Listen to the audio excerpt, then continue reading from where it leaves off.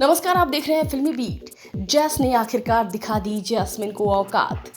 Jasmine को पूरी तरीके से दे दी धमकी और कहा आग के साथ मत खेलना।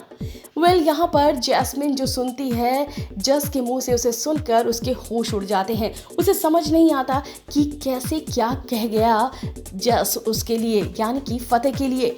यहाँ पर हम आपको बताते हैं हुआ क्या।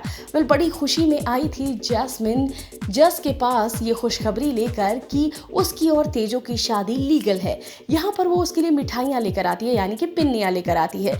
यहाँ पर वो पिन्नियाँ बोलती है कि खाओ खाओ, बड़ी अच्छी खबर है। इसके बाद जो जस होता है वो कहता है तुम भी खाओ, जिसके बाद जैस्मिन इनकार करती है तो चिल्लाकर वो बोलता है कि चुपचाप खाओ। फिर वो जल्दी से खा लेती है और फिर बताती है वो गुड न्यूज़। इसके बाद यहाँ पर जस को वो बताती है कि तुम्हारी और तेजो की शादी लीगल है, जबकि फतेह और तेजो की शादी इल्लीगल है। ये सुनते ही जस कहता है कि अच्छा, तो इसका मतलब ये हुआ कि मैं फतेह पर भी केस कर सकता हूँ, क्योंकि उसने तेजो को अपने साथ रखा हुआ है। तो अगर मुझे ज़रूरत पड़ी तो मैं फतेह पर केस भी कर दूंगा। जिसके बाद ये बात सुनकर तेजो की हालत ख़राब हो गई। उसे समझ नहीं आया कि अचानक से इस तरीके की बात जो कही है जस ने, उसे सुनकर वो काफ़ी ज़्यादा घबरा जाती है और उसकी शक्ल भी आप देख सकते हैं। यहाँ पर जैस्मिन कहती है कि तुम फतेह को क्यों बीच में ला रहे हो। फिर वो सीधे तौर पर कहता है कि आग के साथ मत खेलना, बहुत बड़ी गड़बड़ हो जाओगी, जल जाओगी तुम। और फिर इसके बाद वो कहती है कि तुम तेजो पर कॉन्सेंट्रेट करो ना, तुम फतेह पर क्यों कॉन्सेंट्रेट कर रहे हो।